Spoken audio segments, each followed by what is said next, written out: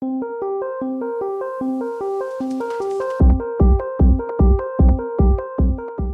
are some buildings that you think best integrate public space? Well, it's difficult to say. I think in this city there has always been a recognition of the importance of returning some opportunities for the public to really occupy the vertical character of the place. And Rockefeller Center is a very clear indication of that. But there haven't been actually, other than in terms of outlooks or viewing platforms, any kind of, or at least recently, any kind of sort of attempt to really understand the fact that, particularly in a city like New York, which is all about the vertical thrust, right, that somehow there is a need for not just for a token, probably unreachable opportunity for the public to go visit and go out somehow, but somehow to create a much more complex type of program that involves public functions in a vertical shaft, right? I mean, it's a curious thing, because when you think of the history of the original World Trade Center, the Yamasaki building, for reasons completely unplanned. I mean, the fact that it was competing with itself, and it was really subsidized as an operation, ended up having some very interesting public functions in it. I mean, there were artist spaces and exhibition rooms and so on, ad hoc, completely made up of available space that was leased by the authority that essentially took over the project, right? But I think this is something to really think about in a much more serious and profound way. I mean, this is not just something that you address on a project by project basis, but there is something in any place that has the kind of density that New York City has, to really think twice about how one could knit together these two apparently unmixable conditions. And I personally have been always interested in the subject matter. And that's interesting. So you're talking about actually bringing public space into the building and integrating it throughout. Sure. But that's relatively uncommon. We're seeing that a little bit more and more. But right, but the ways in which it's being done are maybe with a sky garden, an observation deck here and there, a lounge at a different floor. Yeah. What are some ways that you theoretically are exploring as an architect to do that? It isn't really, as you know, probably something that you can solve. You can certainly highlight the issue on a project by project basis, and that's what we've been trying to do for a really long time. I mean, since 1964 or something like that. And but it is a much more interesting problem when you think about the zoning, right, and what that entails in terms of not just the concept of an amenity, but a three-dimensional network. I know this is a very frightening thing for most developers, but it really isn't. I mean, it's science fiction has this ability to show you stuff that is up to come. I mean, since Jules Verne. And I do think that in a way, if cities keep sort of kind of growing the way they're growing and densifying in the way in which they're densifying, the presence of high structures is going to be, inevitable. And somehow the fact that this is not a game between the ground plane and the space up in the air and the skyline, and that somehow the ability to incorporate, as I say, a different kind of conception for how the public could actually intersect those extrusions somehow, I think is a very interesting problem for which, there are very little research done. And as I say, mostly because it works on the basis of the assumption that that what was true in Chicago at the end of the 19th century still is the same thing. I mean, which is, let's just multiply the value of the land vertically. There is a growing consciousness, which in the case of our project in London, just has become much more obvious to people that that shouldn't exactly be for free. Well, that's interesting because multiplying the land value vertically, it seems to be a lot of what's driving, at least from an economic standpoint, this new super slim typology that some people are ascribing to. 432 Park, 125 Greenwich. It drives. It has always driven the vertical thrust in buildings. I mean, it's just is an economic equation before anything else. But at the end of the day, it sort of brings. When you think about, say, for instance, in residential projects. I mean, I always mention this fantastic building that McKean, Mead and White did in also very early, late 19th century, probably early 20th century, but I'm pretty sure it's late 19th century. This sort of kind of juxtaposition of houses. I mean, on Fifth, I guess it's on 83rd or 84th Street. 81st, I think it is, in which you have this sort of kind of extraordinary rethinking of the typology of how you kind of pile up things. I mean, it has been sort of kind of reinvented and is sort of rehashed in a way by contemporary architects. But in the sense, all of that has a very compelling component of curiosity, right? So what do you do when you leave the ground and these things are not just what you can reach through a stair, right? And that opens this fascinating problem for me, which is that the city is not a planar situation where there are these sort of peaks and valleys, but rather a much more three-dimensional network, right? Do you have trouble convincing clients of that image or It's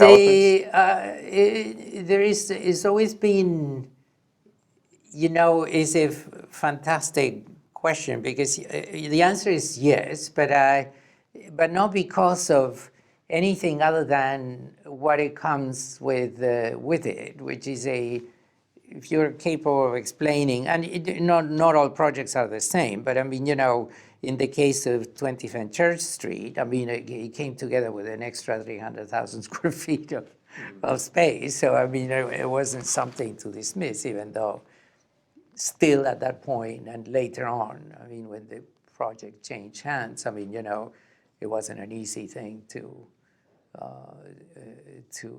really keep as it was originally thought. And I think that's one of the things that, at least personally, drove me and keeps driving me more and more into this sort of kind of interesting field in which you're basically addressing the question that the program is the design. You follow me, much more than some wacky shape. Sure. Well, to that end, 432 Park has been known in architecture circles largely as this amazing feat of engineering and design. But I think in the general public, it's mostly been received as a symbol of wealth and a symbol of the city's some people would say, what's that? Sell out? Yeah, well, a lot of people are saying, criticizing it for that. Well, but not I mean, to its own credit, I think it's a building that does, giving its present, doesn't have a counter reaction on the basis of its form or of its architectural character or anything. There is a lot of questions that are particularly in a world of global capital, and the sort of more typical reactions of xenophobia and so on. I mean, the facts that create this sort of kind of unease about the fact that the reality of foreign investors, of which, by the way, the building has very, very little. I mean, is mostly all American owners. But be that as it may, I mean, there is this whole thing about criticizing how capitalism works, right? And this is not a field to really do it, and it's not about this topic. And I think that architects and planners and people in the media always confuse these things, which is that we're operating in a system which has very clear rules and allows for certain things to happen. And if you don't think that they should happen, the way to address them is to address the system, is not to address the consequences of it. And this is a very fine line, one that I'm also very interested, because because it sort of kind of creates a completely different kind of discussion. It's like,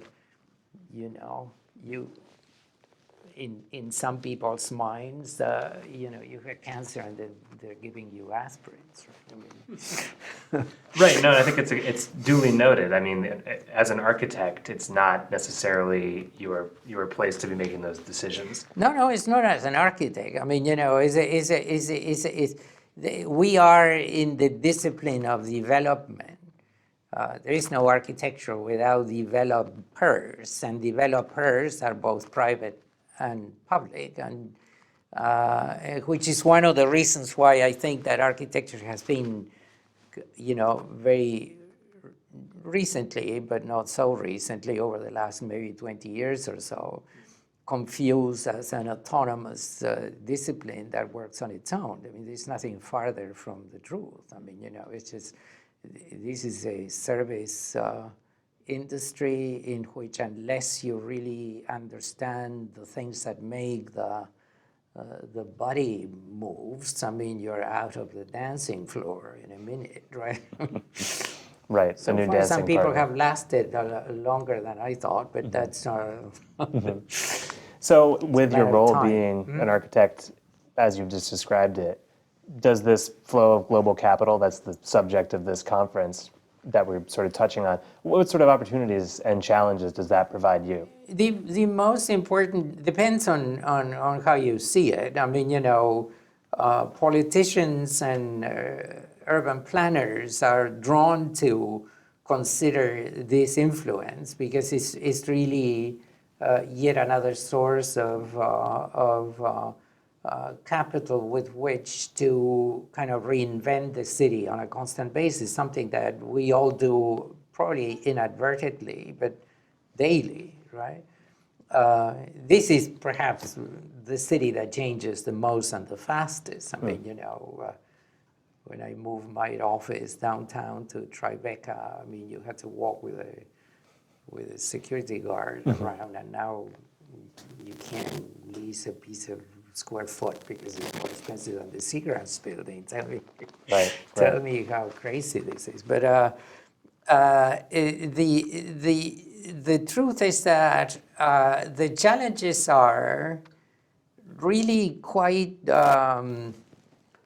philosophical, I think, if that could be described as a generic term, because it's more about how you actually understand the intersection between other ways of communicating and the physical space. And And the physical space is a mobile space too nowadays. I mean, you have that experience more and more in more than one city at a time. And I think that that's the typical sort of prescription of time and space. And, physicists could give you a lecture on this. I mean, have been completely thrown apart. I mean, and that was true many, many years ago. What do you mean by that the physical space is a mobile space? That you experience your life in more than one place at the same time, and more people. This is not for the traveling troupe of which we all are a part, but it's also true for most people. Tourism is not the same than it used to be.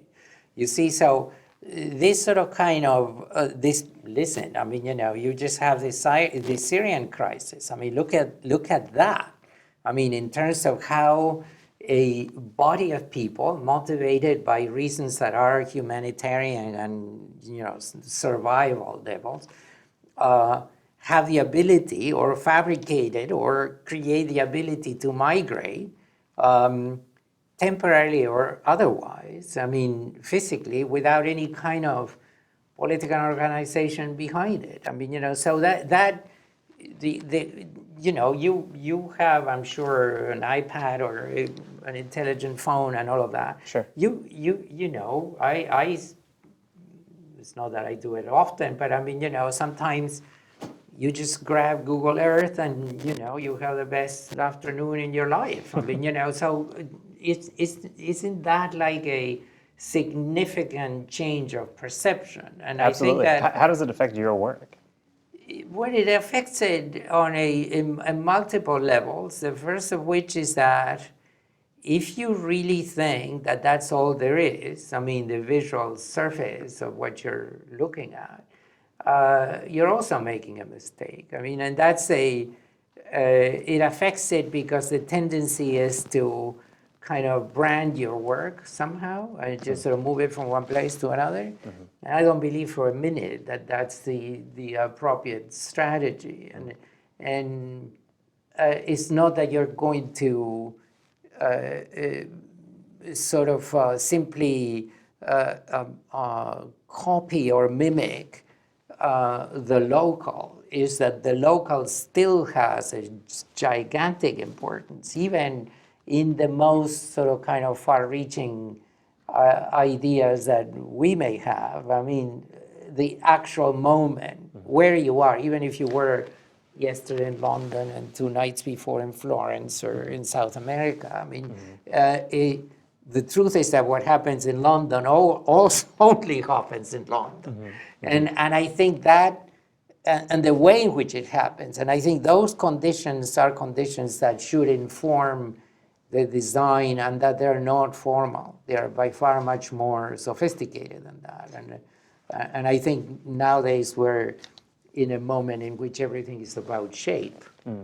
Well, that makes perfect sense that you want to adapt to the local conditions, but do you think that the economic equation that you said earlier was really what ultimately drives a lot of development, of course, a lot of your job of designing is predicated. Not a lot, it's 100%. 100%. So isn't this flow? Yeah, which isn't a bad thing. But you don't see it at odds? This is what moves. This and love probably are the only two things, or lust, whatever you want, are the only two things that have always moved humanity in one direction. I mean, you just have to read good biologists that explain that. But the truth is that if you take it intellectually as a challenge, if you put aside the kind of moralistic view of what's the motivation, as if the motivation would have been anything else, right? I mean, it's literally like kind of practically Darwinian. So if that becomes demonized or understood, then you have a very hard time thinking, because it's just you have to subside to a myth, which is what most of Western culture has been for a long time. I mean, you end up kept plowing in the right direction. But you don't see that maybe as potentially at odds with With what? with developing with the local culture really in mind? No, I think it all depends. If you're asking from a design perspective, is one thing. If you're asking from a business perspective, to a certain extent, I think these two things are the same. And you can see it in both extremes of the approach to the problem, either the super branding or the opposite. The interesting thing is, what contribution can you make? And exposure, like in everything, which is equatable to knowledge somehow, is a positive factor. And I always think that the idea that you're in a field in which intuition can override how much you know is a dangerous tack to take, because it's not about this. This is too important for just whimsical reactions. You follow me? Really need to know what the hell you're talking about. And this is one of the most difficult things to talk about, because nobody talks about it. What is? The fact that in a global economy, the configuration of the physical space is a hell of a lot more complicated thing than just implanting buildings indiscriminately on a stylistic basis, one end, or assuming that you understand the logics of the business in Malaysia or in London or in China. I mean, it's a totally different ballgame still, and it will continue being, which doesn't mean that the migration of capital and the distribution of opportunities has a much larger field than ever before. I mean, it's like what happens with your communication system. I mean, that's it. Nobody criticizes that you can talk tonight with a guy in Poland and have a discussion about, I remember when you had to be a radio aficionado and have an antenna 60 meters away your house in order to communicate. Look at that. I mean, it's just a different world. But ultimately, I think the transformation is a transformation that really centers on how intelligently one really, and how ethically one really looks at the problem of development. A much simpler problematic is the fact that the private development community has had a great deal of time understanding the nature of the public intervention in something which is all about ownership. I mean, glorified by our Constitution, right? So, I mean, you own it, right? But you don't own it because there's this process attached to it, which people have had always a great deal of resistance to accept. I mean, you'd be surprised how many developers have actually been able to engage that process in a much more effective way than architects do.